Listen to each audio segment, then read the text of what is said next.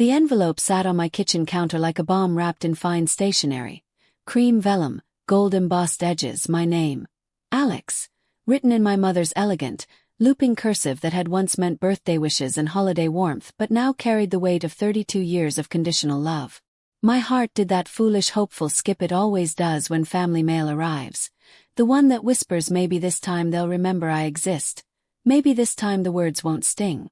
I sliced it open carefully with a butter knife, preserving the pretty paper as if that small act could somehow soften what was coming. Inside there was no printed card with doves or intertwined rings, no RSVP slip, no polished together with their families. Just one folded sheet of the same cream stock, my mother's handwriting sharper now, colder, deliberate. Sorry, dear. This event is only for the people we actually love. We'll catch up with you another time when things are less complicated. Mom. Beneath it, my father's blocky all-caps printing like he was shouting through ink. Some people just don't belong at family events like this. Stay home. Dad. I read it twice. Then 3 times. The words refused to rearrange themselves into anything kinder. My brother Ryan, my only sibling, the golden child who'd gotten the scholarships, the pride parades, the endless, "Why can't you be more like Ryan?" comparisons, was getting married in 21 days at the country club with crystal chandeliers and the perfect 18th green view. I'd driven past that place 1,000 times growing up, wondering what it felt like to be welcome inside. Everyone else was going. Every cousin, every judgmental aunt, every uncle who still called me the wild one. Ryan's college roommates. His fiancée's entire sorority. I'd glimpsed the Facebook event page before they blocked me. 180 guests, floral arches, custom cocktails named after the couple. But me. The one who'd tutored Ryan through high school algebra when Mom was locked in her room crying, who'd driven him to the ER at 2 a.m. after his first car wreck, who'd wired him rent money during grad school, who'd listened to him panic cry the night before he proposed. I apparently didn't qualify as people we actually love. The kitchen was quiet except for the refrigerator's low hum and the blood rushing in my ears. I didn't scream. I didn't crumple the note or hurl it across the room. I just stood there in the life I'd built far from their judgment. My own house, my own bills paid, my own quiet routines, and felt something cold and final lock into place inside my chest. They'd finally said the quiet part out loud. I wasn't family. I was the embarrassing footnote they cropped out of photos, the child they tolerated until they could erase me entirely. And they thought a handwritten slap would keep me away, that I'd cry, call begging for explanations, or show up anyway like some pathetic extra hoping for a crumb of inclusion. They were wrong. I folded the note once, twice, slipped it into the drawer with every other hurtful thing they'd sent over the years. Christmas cards addressed only to the family, birthday texts that read, "Hope you're doing okay out there," graduation announcements for Ryan that somehow omitted mine. Then I opened my laptop. Santorini, Greece. 2 weeks. Olo. Cliffside villa with a private infinity pool hanging over the caldera. Date starting 3 days before the wedding and ending a week after. Non-refundable. Expensive enough to feel like defiance, not enough to ruin me. I'd been saving for a someday trip. Someday was now. I didn't tell a soul. No dramatic text. No vague social media hint. I packed a suitcase, set my email to out of office, forwarded work to my assistant, and left. The morning of the wedding, while they were probably sipping mimosas and pinning boutonnieres, I was already 30,000 feet over the Atlantic. Phone in airplane mode, notifications silenced, location services off. Let them stare at the empty chair they'd forgotten to remove. Let my mother clutch her pearls and murmur, "Such a shame," to the relatives. Let Ryan glance at the door every few minutes, waiting for the sibling he never truly defended. They wanted me gone. Fine. I was gone. And I was going to make sure they felt every single second of my absence. The betrayal didn't stop at those 2 short paragraphs. No. That note was signed by both of them. Mom with her flowery sign-off that used to make me feel seen, Dad with his blunt hammer of words that always landed like judgment. They'd coordinated it, probably sat at their kitchen table sipping coffee while crafting the perfect knife twist. This event is only for the people we actually love. The phrase echoed in my head during the entire flight, louder than the jet engines. Love. The same love that vanished whenever I needed it most. They'd fed me the cover story weeks earlier, of course. A quick phone call from Mom, her voice all syrupy concern. "It's going to be intimate, dear. Adults only. No kids running around, just close family and a few friends. We want it peaceful." Peaceful. What a joke. I'd nodded along on the call, swallowing the lie because confronting them always ended in gaslighting. "You're too sensitive. You're reading into things. Ryan's big day isn't about you." But I'd done my homework. I'd scrolled through the leaked guest list on a cousin's private story before it disappeared. 180 names. Not intimate. Not adults only in any real sense. There were teenagers, college kids home for summer, even a few toddlers in the Flower Girl lineup. Ryan's old fraternity brothers with their plus ones, aunts who brought their adult children, uncles dragging along second wives and stepkids. The country club ballroom was booked for a full reception with an open bar, live band, and late-night dancing. Intimate. Try lavish. Try exclusion dressed up as elegance. And the hypocrisy burned hottest when I thought about who made the cut versus who got erased.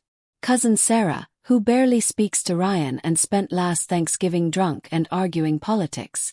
Invited with a front row seat.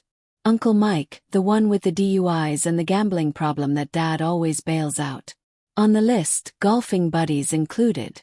Even Ryan's ex-girlfriend from sophomore year got a pity invite because she's like family.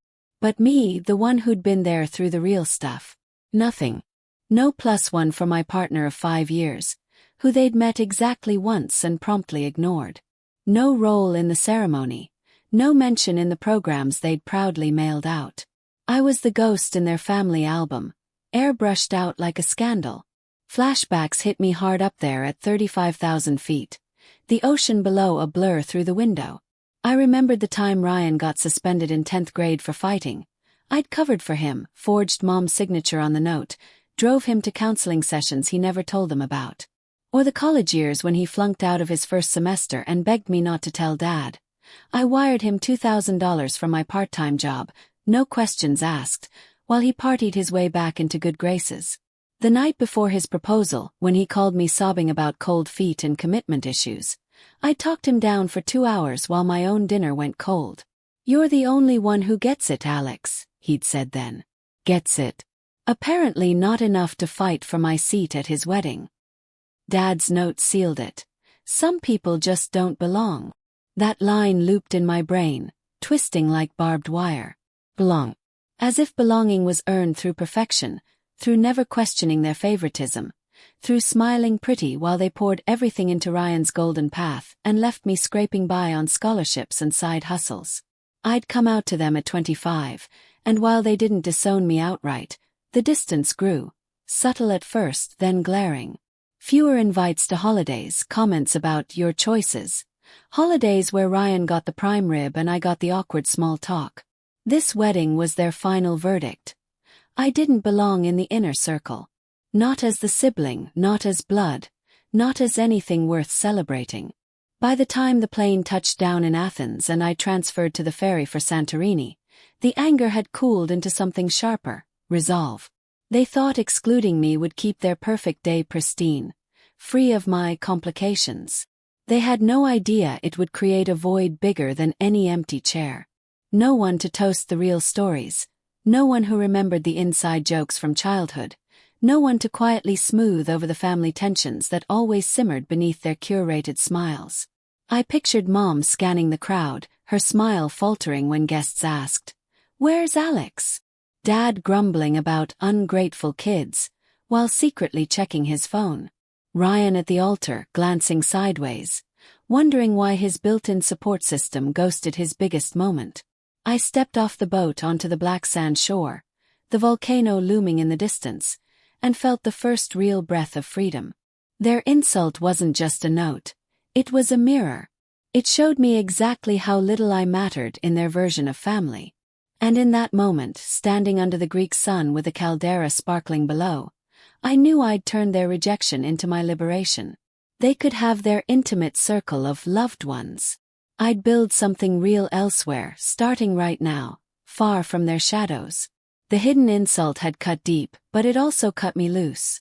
And damn if that didn't feel like the beginning of everything. The ferry docked at Athenio's port just as the sun dipped low, painting the caldera in streaks of orange and rose gold that looked almost too perfect to be real. I stepped onto solid ground, Santorini's black volcanic sand crunching under my sneakers, and for the first time in days the knot in my chest loosened. No one here knew my name, my family drama, or the sting of that cream envelope. I was just another traveler with a backpack and a sunburn starting on my shoulders. The driver from the villa company waited with a sign that read, "Alex, welcome," and I almost laughed at how normal it felt. Normal. Something my family had never let me have. The ride up the cliffside roads was a white-knuckle blur of hairpin turns and whitewashed buildings clinging to the edge like they might slide into the sea any second. My villa was perched at the very top of the famous postcard village. Private plunge pool hanging over nothing but endless blue, outdoor shower open to the sky, a terrace big enough for a party of one. I dropped my bag inside the cool stone walls, kicked off my shoes, and walked straight out to the infinity edge. The Aegean stretched forever below. Wind carried the faint scent of jasmine and salt. I stood there until the last light bled out of the sky, letting the quiet sink in. No ringing phone. No guilt texts. Just me and the horizon. I didn't check my phone until the next morning, 3 days before the wedding back home. When I finally powered it on over coffee and fresh figs on the terrace, the notifications hit like gunfire. 27 missed calls from Mom. 14 from Dad. Dozen voicemails. Texts stacked in a red bubble that kept climbing even as I watched. Mom first, time-stamped an hour after the ceremony should have started. "Alex, where are you? Everyone is asking. This is your brother's day." Then sharper. "Answer your phone. We need to talk." "Dad. This behavior is unacceptable. Call immediately." "Ryan. Dude, seriously. You couldn't even show for one afternoon." Mom's freaking out. A new number, probably the bride. "Hi Alex, it's Emily. We saved a seat for you. Hope everything's okay?" Ryan seems upset. Then the group chat exploded. Aunts asking, "Is Alex sick?" Cousins posting passive family-first memes. Uncles chiming in with, "Some people just can't handle happiness for others." I scrolled through it all without replying, the words blurring into white noise. They weren't worried about me. They were worried about the optics. The empty chair in photos, the whispers at cocktail hour, the way it disrupted their perfect narrative. Mom's intimate event had a gaping hole where I was supposed to be invisible, and now that hole was screaming. I set the phone face down on the table and watched the sun climb higher. A cat wandered onto the terrace, orange and bold, rubbing against my leg like we'd known each other forever. I scratched its ears and felt something shift. They'd spent years teaching me my place. On the edges, never center stage. But here, in this borrowed piece of paradise, I was the only one who mattered. No audience. No judgment. Just the sea and the sky and the slow realization that I didn't need their permission to exist fully. That night I went down to Amudi Bay for dinner. Grilled octopus, tzatziki sharp with garlic, cold Asertico wine that tasted like sunshine. The tables were full of strangers laughing in half a dozen languages. A couple from Australia toasted me when they saw I was alone. An older Greek man poured me a shot of Tsipuro and told me, "Life is too short for people who make you small." I clinked glasses and meant it. For the first time I wasn't shrinking under anyone's gaze. Back at the villa I opened Instagram. Something I hadn't done since takeoff. My feed was full of wedding tags. Ryan in his tux looking polished and proud, Emily radiant in lace. The family posed on the clubhouse steps with forced smiles. Mom had posted a carousel captioned, "Our boy said I do. Red heart, so much love today." No mention of the missing sibling. Course not. I didn't post yet. Waited. Let the silence stretch. Let them fill it with their own panic. The next 2 days blurred into sun-soaked freedom. Scooter rides to black sand beaches, hikes through red rock cliffs, boat trips to volcanic hot springs where the water smelled like sulfur and felt like silk. I met people who asked real questions. What brings you here alone? and listened when I answered vaguely about needing space. No one pried. No one judged. I laughed louder than I had in years. By the time the wedding day itself rolled around, back home it would be vows at 4, cake at 6, dancing till midnight. I was on a catamaran off Red Beach, red cliffs rising behind me like ancient guardians. My phone buzzed once more. A single text from Ryan. Alex, I didn't know about the note. Mom said you were busy. Please just tell me you're okay. I stared at it for a long minute. Part of me wanted to type back, explain, forgive, smooth it over like always. But the bigger part, the one that had been growing since that envelope arrived, knew better. Type nothing. Turn the phone off again. Let the waves rock me instead. They'd built their day around exclusion. I was building something else entirely.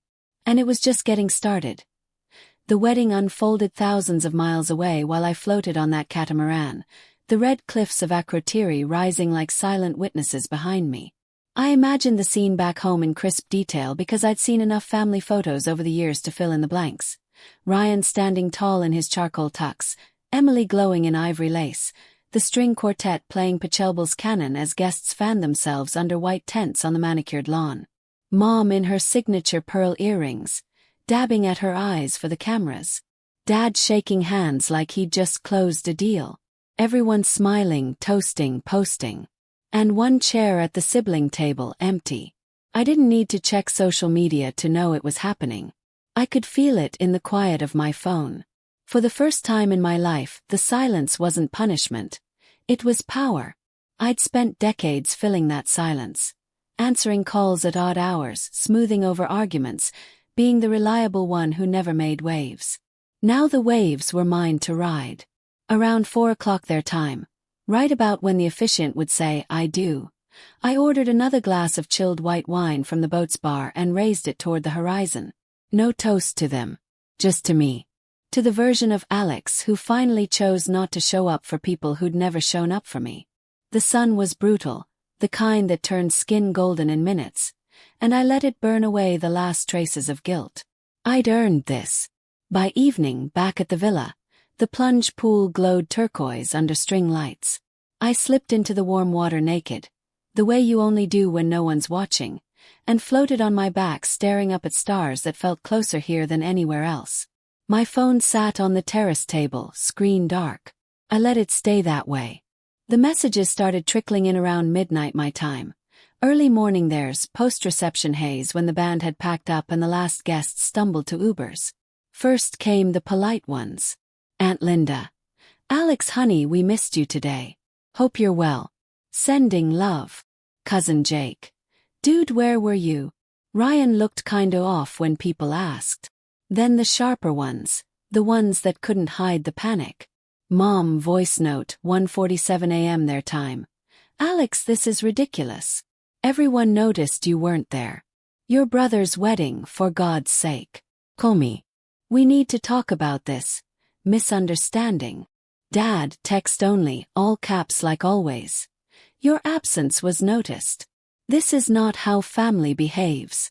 Call your mother. Ryan, a string of messages that grew increasingly desperate. Alex, I swear I didn't know about the note. Mom said you had work stuff and couldn't come. I thought you'd just RSVP no. I asked her why you weren't on the list. She said it was better this way.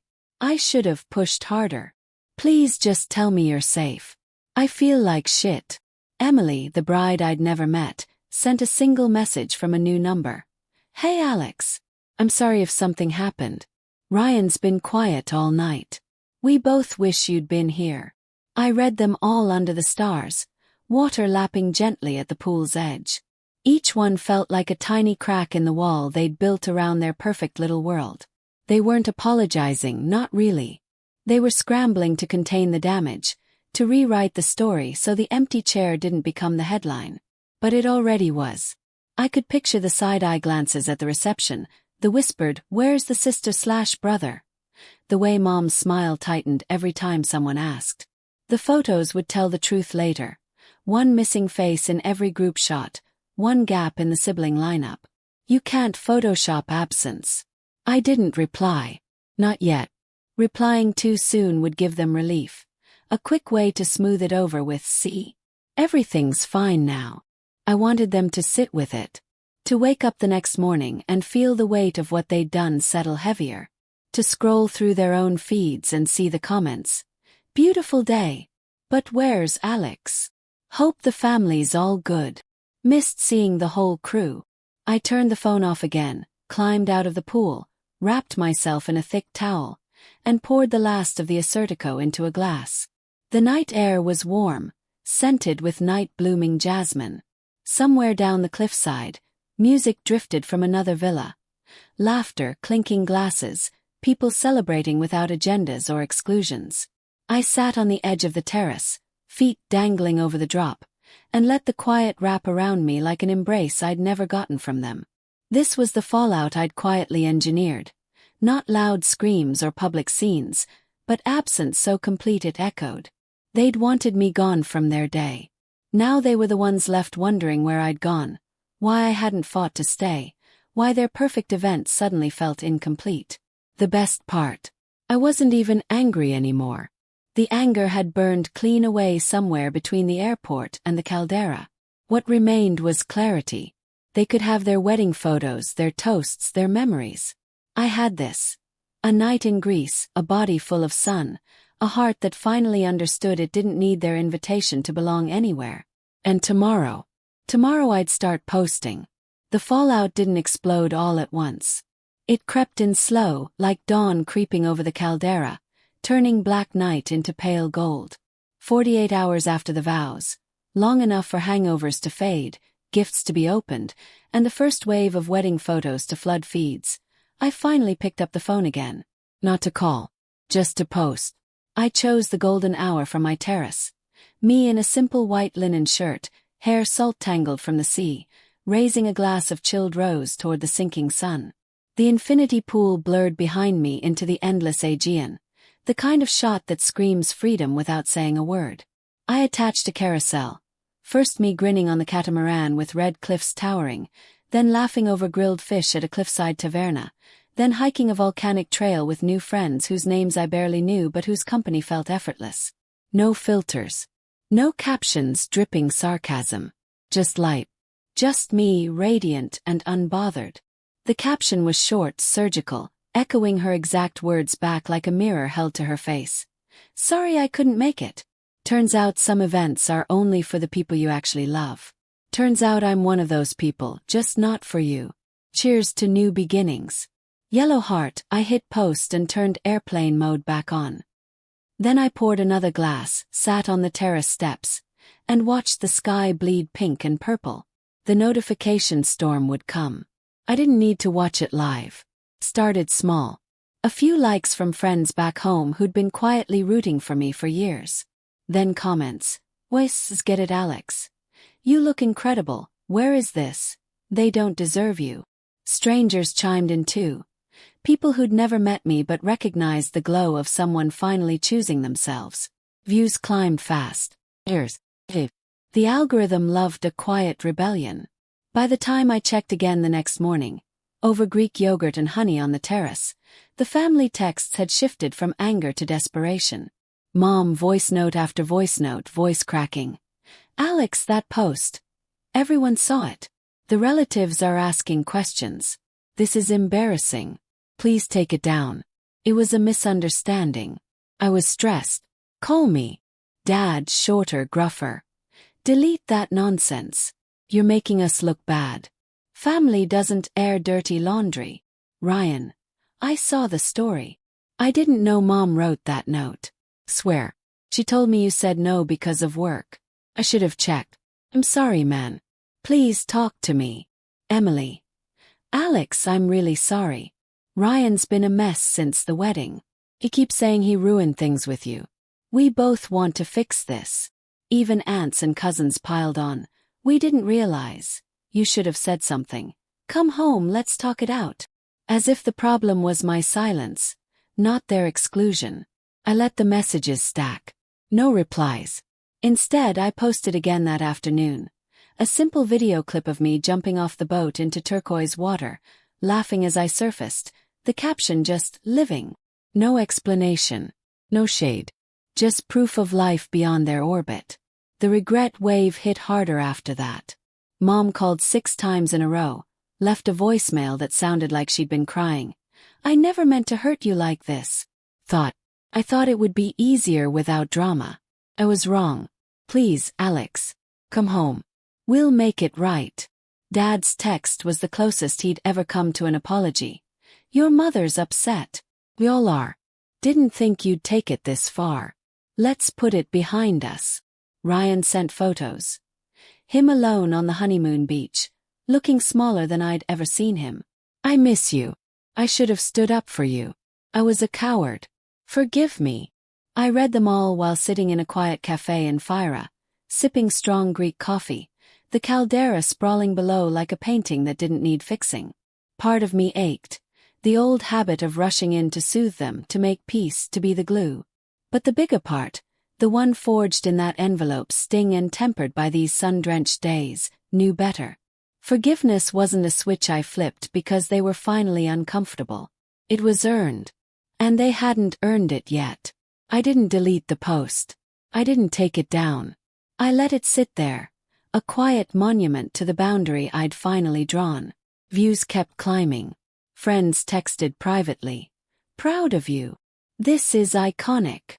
They're scrambling and you're thriving. Strangers messaged. Your story gave me courage to cut off my own toxic family. That night I went to a beach bar in Kamari. Black sand warm underfoot, music pulsing low. I danced with people I just met. Italians, Brits, a couple from California who toasted to chosen family. No one asked for explanations. No one demanded apologies. I laughed until my sides hurt, the kind of full-body release I hadn't felt since childhood, before the comparisons and conditions set in. Back at the villa, under a blanket of stars, I finally typed one reply. Not to Mom, not to Dad, but to Ryan. I'm safe. I'm good. I needed this space. When you're ready to own what happened, not just regret the optics, we can talk. Until then, I'm here. Living. I sent it. Then I turned the phone off again. They could scramble. They could cry. They could rewrite the story in their heads. But the photos were out there now. The truth was visible. And for the first time, their regret wasn't my responsibility to fix. Mine was just beginning to feel like joy. The regret wave didn't crest and break. It kept rolling higher and heavier with each passing day. Let it. From the villa's terrace, I watched sunrises paint the caldera in fire, while their messages piled up like unanswered prayers. Mom's voicemails grew longer, shakier. She started with excuses. I was overwhelmed with planning. I thought you'd understand. We've always had a complicated relationship, then slid into please. Come home, Alex. We'll have a family dinner. Just us. No drama. As if a catered meal could erase the note she'd written in her own hand. Dad's text stayed clipped, but the all caps softened to lowercase over time. Your mother hasn't slept. This has gone too far. Talk to us. Even he sounded tired, the bluster leaking out like air from a punctured tire. Ryan's messages hurt the most because they felt almost real.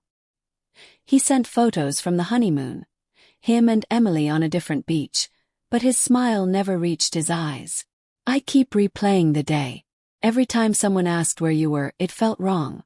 I should have fought for you. I was scared of Mom. I'm sorry I let her push you out. Another one.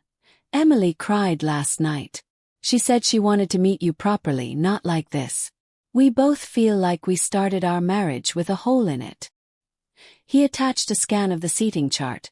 My name crossed out in Mom's handwriting, replaced with reserved. Do not use. Proof he hadn't lied about not knowing the full story. But knowing didn't change the fact that he'd let it happen. I didn't rush to absolve them.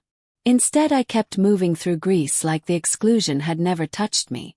Mornings hiking ancient paths to Akrotiri's ruins. Afternoons swimming in water so clear I could see fish darting around my ankles. Evenings at rooftop bars where locals and travelers swapped stories without needing last names or approval.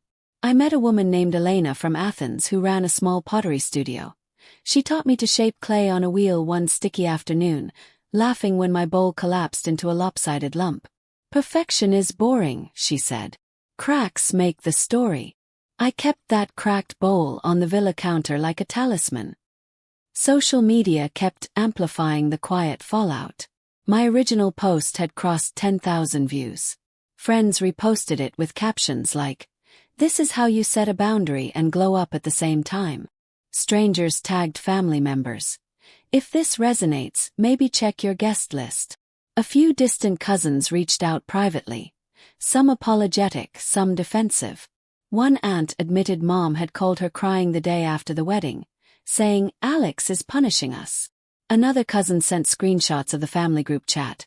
Mom posting, "Please pray for family unity." Ryan replying, "This is on us, not Alex." Dad silent. The narrative was cracking open. They couldn't control the story anymore. I finally posted again on day 9 of the trip. A single photo of me at sunset, back to the camera, arms wide like I was hugging the whole damn sea. Caption: "Sometimes the people who should love you hardest are the ones who teach you how to love yourself instead. Grateful for the lesson. Grateful for the distance. No direct call-out. No venom. Just truth wrapped in light." The likes poured in, more strangers than family. Comments flooded. "You're inspiring. This healed something in me. They'll regret this forever." A few relatives liked it silently. Mom viewed the story but didn't comment. Progress, maybe. That night I dreamed of the wedding. Not the real one, but a warped version where I walked in late, wearing the same white linen from my posts, and every head turned. In the dream Mom reached for me, tears streaming, saying, "We were wrong." I woke up before I could answer, heart pounding, the villa quiet except for distant waves. For the first time the dream didn't leave me angry. It left me calm. Their regret was theirs to carry now. The last few days blurred into pure presence. A sunrise yoga class on a cliff, a cooking lesson making moussaka with a family who welcomed me like I'd always been there, long scooter rides through villages where old men played backgammon under olive trees and nodded hello like I belonged. I stopped checking messages every hour. I stopped bracing for the next guilt trip. I started noticing how my shoulders stayed loose, how laughter came easier, how the mirror showed someone who looked settled. On the final morning I packed slowly, folding sun-bleached clothes, tucking the cracked bowl into my suitcase wrapped in a towel. At the airport in Santorini I powered my phone on fully for the first time in days. The inbox was quieter now. Fewer frantic texts, more careful ones. Ryan's last message. "Whenever you're ready. No pressure. Just know I'm here and I'm listening. Mom. We miss you. Take all the time you need. Even Dad. Safe flight." I didn't reply yet. Some things need space to settle, like sediment in wine. The plane lifted off, Santorini shrinking below into white cubes and blue sea, and I felt something new. Not forgiveness exactly, but peace with the possibility of it later, on my terms. They'd had their event. I'd had my awakening. And the best revenge. I wasn't rushing back to fix their mess. I was flying home to keep building mine. The plane touched down in the gray drizzle of home airport at dawn, the kind of weather that makes everything feel smaller after 2 weeks of endless blue. I stepped off with tanned skin, salt-crusted hair, and a cracked pottery bowl wrapped carefully in my carry-on. No one waited at arrivals. No dramatic family reunion, no tearful apologies in the terminal. Just the usual crowd of strangers rushing past with roller bags and tired eyes. I took a deep breath of recycled air and felt steady. The trip hadn't erased the hurt, but it had shrunk it down to something I could carry instead of something that carried me. I didn't go straight home. I checked into a small boutique hotel downtown for one night. Neutral ground, no family photos on the walls, no childhood bedroom waiting to pull me back into old patterns. I showered off the travel grime, ordered room service eggs Benedict, and sat by the window watching rain streak the glass. My phone had quieted to a low hum. Sporadic texts from Ryan checking in, a single "We're thinking of you" from Mom, nothing from Dad. The silence from the rest of the family spoke volumes. They'd moved on to honeymoon recaps and baby announcements from cousins, the wedding already fading into that one time. But the whole I'd left. It lingered in the quiet spaces between their posts. I finally replied to Ryan that afternoon. Short, honest, no venom. I'm back. If not ready for big talks yet. Give me a couple weeks. We'll see where we land. He responded almost instantly. Thank you for even answering. Take all the time. I'm here when you want. No pressure. No guilt trip. It was the first time he'd ever let the space breathe without trying to fill it. Small progress, but real. The next morning I went home. My place smelled faintly of the lavender candle I'd left burning too long before I left. I unpacked slowly, sun-bleached clothes into drawers, the cracked bowl onto the kitchen counter where it caught the light like a tiny imperfect sun. I didn't turn on the TV or scroll feeds. I just sat on the couch with coffee and let the quiet settle. For years I'd filled every silence with their noise. Calls, expectations, explanations. Now the quiet was mine. A week later Mom showed up unannounced. She stood on my porch in a raincoat, holding a bakery box like a peace offering. Cinnamon rolls, still warm. Her eyes were red-rimmed, makeup smudged. "Can I come in?" she asked, voice small. Let her. We sat at the kitchen table. She didn't launch into excuses right away. She just looked at the bowl, touched its uneven rim. "This is beautiful," she said. "It's honest." We talked for hours. Not yelling. Not fixing. Just talking.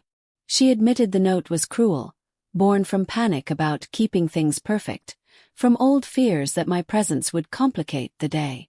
She cried when she said she'd spent the reception scanning the crowd for me, waiting for me to walk in anyway. I kept thinking you'd show up. Like always. I told her I was tired of always being the one who showed up. She nodded, wiped her eyes. I know. I see that now. Dad came the next day. No bakery box. Just him in his usual polo, hands in pockets. He didn't apologize in so many words. He said, I was wrong. About a lot. Then he sat quietly while I told him how the exclusion felt like erasure. He listened without interrupting, without defending. When he left he hugged me, awkward, brief, but there. "We want you at the next family thing," he said at the door. No conditions. Ryan and Emily flew back early from their honeymoon. We met at a neutral coffee shop. He looked thinner, tired. Emily hugged me first. Warm, genuine. "I'm so glad to finally meet you properly," she said. Ryan didn't make excuses. He owned it. I chose easy over right. I won't do that again. We didn't hug it out like a movie. We just talked, laughed a little, planned nothing. But when we left, he said, "Next time there's something big, you're not just invited. You're essential." It wasn't perfect. Forgiveness didn't arrive overnight like a delivered package. Some days the hurt flared, seeing old family photos cropped, hearing Mom's voice catch on certain words. But the flare passed faster each time. I kept boundaries. No last-minute guilt invites, no pretending everything was fine just to keep peace. They learned, slowly, clumsily, that love isn't conditional on perfection or convenience.